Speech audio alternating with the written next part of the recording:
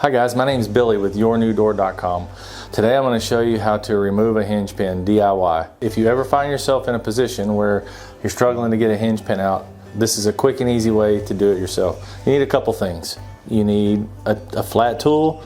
This is what we call a 5-in-1 or a 5-way, a painter's tool. It's got a little sharp spot on it right here that'll help a lot. And then you need a hammer. So first, pick out the hinges where you're going to remove the hinge pin.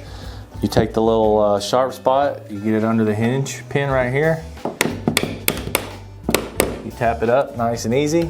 And then you take the flat spot of your scraper.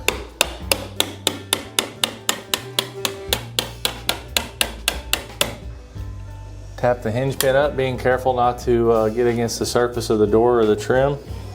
You take out the hinge pin. To put the hinge pin back in, you just reverse the process. You're not really going to need the 5-in-1, but you can kind of get it started back in the spot where it goes.